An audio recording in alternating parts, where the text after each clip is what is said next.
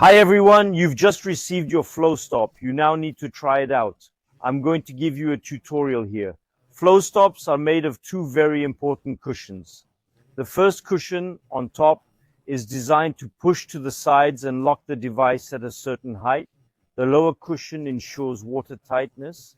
When the first cushion is inflated, it will act as a roof, forcing the lower cushion to press down, ensuring a perfect seal against the floor.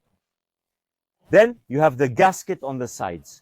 When inflated, it gets squashed on the wall and compensates for asperities or imperfections, ensuring a very good seal. You have two inflation valves. We use safety valves that can safely retain the pressure over a long period of time. There's a little trick to the inflation valve. We'll come back to that later. And lastly, you have two stripes. These are visual markers to help you place your Flowstop at the right height. Let's have a look at what's inside your Flowstop device. Flowstops are made of what we call drop stitch. It's made up of lots of nylon threads and fabric, and it's a rather complex 3D weave. That's what makes our inflatable flood barrier so strong and resistant. The pumps now. We offer three different pumps. A single body pump is always provided with any order. In this video, we are using a double body pump. Again, this is not the complimentary one, but you'll find it in our store if you are interested in upgrading your pump. It is a much more efficient pump than the one you'll automatically get with the device.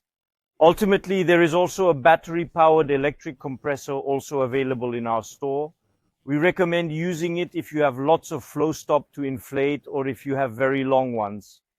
It doesn't matter which pump system you choose, the inflation techniques will be the same. Now let's look at the valves. Inside this valve, you'll find a little red bit. If that bit is pushed in, the Flowstop will be in a release mode. The air will come out. You can still plug your pump and inflate it in that mode, but the air won't stay in when you remove the pump. So be sure to release that red bit before you plug the pump in. You'll hear a click and you'll know you are in inflation mode. Now let's look at inflating your Flowstop. One little tip to help you plug your pump. Don't plug it straight in. First, make a quarter circle to the left and create some tension on that cord, then connect it. The cord will then release the tension and stay in place better. The inflation is very simple. You see, it takes 40 seconds to inflate a system like this. Here, I've already inflated the top part. All our pumps are equipped with a gauge that will tell you the pressure. Ideally, you should inflate your Flowstop with about 1 bar or 15 psi pressure. Then lock it. And we will move on to the other cushion. And repeat these steps. On a double body pump, you have 3 positions, which is very important. In the central position, you inflate up and down with the 2 pistons. Very important. If I come to position number 2, I'm going to inflate only by going down on the 2 pistons. It's a little easier.